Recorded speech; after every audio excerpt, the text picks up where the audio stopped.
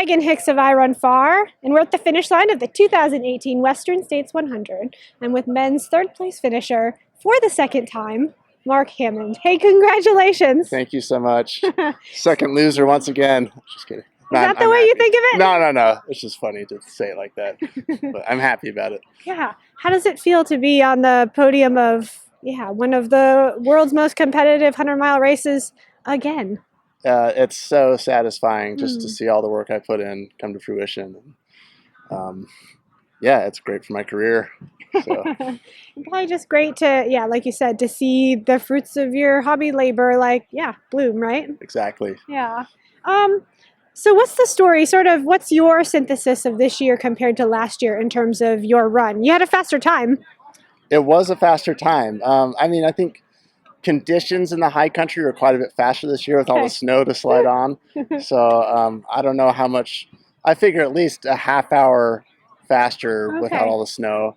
But then again, it was hotter this year, so I don't know how that all plays out. But I do think overall I was more fit for this race than last year. So I did run better. So in terms of more fit, did you learn specifically how to train for this race, or did you just put in more miles? You just had more volume in your training season. Can you talk about that? I did more speed work this year. Yeah, so more faster downhill running, more weight in the weight vest for the downhill running. Oh, really? Yeah. Okay. So I think that helped, and I also did more hot weather running.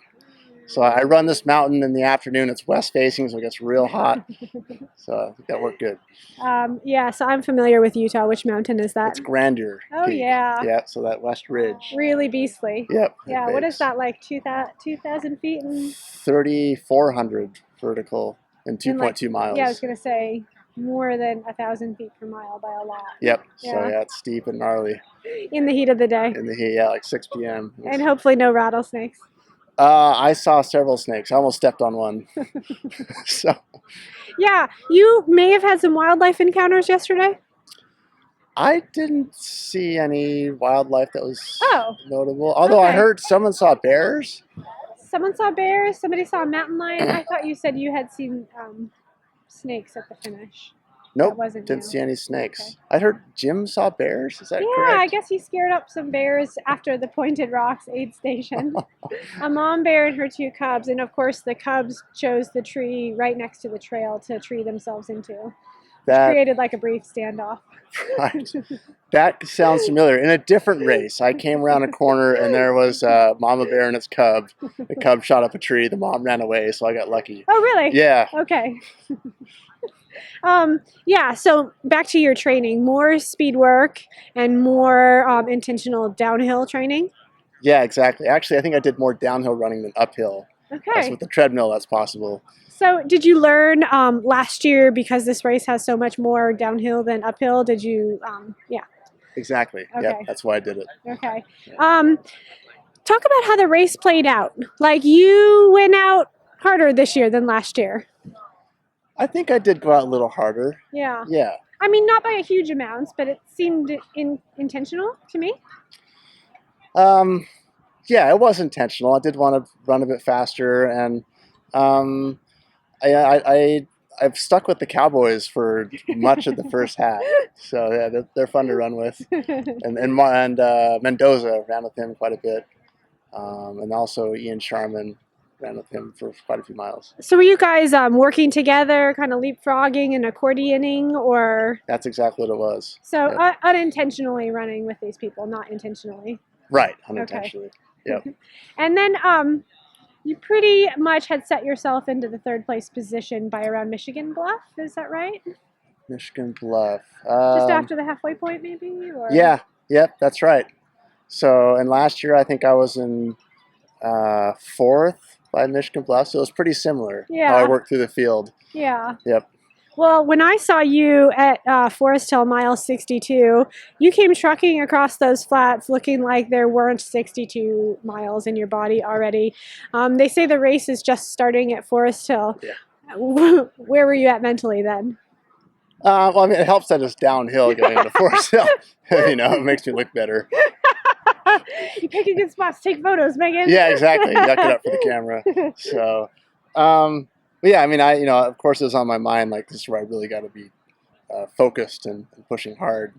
So I knew that Francois was within striking distance, and I heard that he wasn't looking so good. So I'm like, now this yeah. could be my chance. But even when he's tired, he's still really good. Yeah. So I could never. I think I got within like 5 minutes a few times, but could never quite close the gap. And so our reporters said that in a couple different places you were asking on that gap, how many minutes is it now? How many minutes is it now? Yeah. Right. You were hunting. Yeah, for sure. I was hunting. Were you concerned about what was going on behind you, or are you just trying to run your own race? I was very concerned. Okay. I kept getting different reports like, oh, Jeff's right behind you, or Ian's right behind you. And those are the people that are just like terrifying to have behind both you. Both of them are so good at closing. And what if they work together? And yeah, so beyond the river, I was worried. I was really worried because I know, especially Jeff, like. He's just so consistent in closing well, and I knew if I faltered at all, he'd get me. So. Well, apparently you closed just fine yourself. Thank you. Yeah, I'm glad I held it together. I think that finishing third in this race twice is a good indicator that you're just on this next plane of performance. Does that cross your mind? Do you think about like going out and seeing the world and the world's competitors? Yes, absolutely. Okay. I mean, I did UTMF this spring, and that gave me a taste for the international scene, and I like it. I'm looking forward to UTMB in a couple months. Yeah. But yeah, it gives me a lot more confidence to podium again, that I can do well across the world. What other races? I mean, granted, like 200 miles, 100 milers, and even ones as different as Western States and UTMB, like packed into a summer is a pretty tough schedule. But do you have anything else going on after that? I get a lot of crap for this. If I'm feeling good after UTMB, like okay, I'm gonna do something else. Yeah. Oh, I'm like kicking you off the screen, so walk towards me just a teensy bit. Sorry. Okay. So intimidating, aren't I? I like Run Rabbit Run. I know the course well. So it's 2 weeks after UTMB. I know, it's really close. But prize money is 7 deep. So a week after UTMB, if I'm feeling good, I'll do Run Rabbit Run. A week after UTMB, if I'm feeling okay, I'll do something really dumb and have some fun, hopefully. Yeah. I mean, my focus races for the year are Western and UTMB. Okay. So after that, it's like, I'm not too concerned about if I don't do my best. Whatever happens would happen, and hopefully it's within the top 7. Yeah. Exactly. And I'll also do TNF 50 in November. Okay. So again. Yep. I love that race. Do you? Yeah. It's a tough battle for December, isn't it?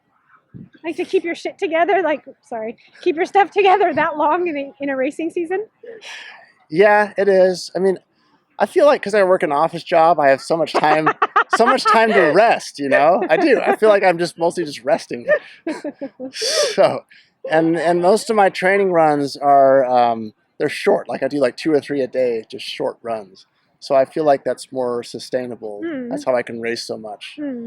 Well, final side sort of personal question, because I Run Far has a doctor columnist who's been working on and researching eye issues during ultras. And you are a sufferer of eye issues in ultras. Yeah. How's that going? Are you sorting that out? Have you? Yeah. As long as I wear eye protection, just like clear goggles at night, it's not really an issue. Okay. So, yeah. Like something that keeps like dry air from being exposed to your eyeballs. Yep, exactly. Okay. So. All right. Well, yeah. That's a currently increasingly discussed issue is eye issues in long ultras with nighttime and cold conditions often. Yeah, I'm realizing it's more common than I first thought. Yeah, everybody was suffering alone. Now you can suffer openly. Yeah, right? Exactly. All right, well, congratulations on your 3rd place finish at the 2018 Western States 100. Thank you. And see you at UTMB. Yeah, I'm psyched. See you in Chamonix.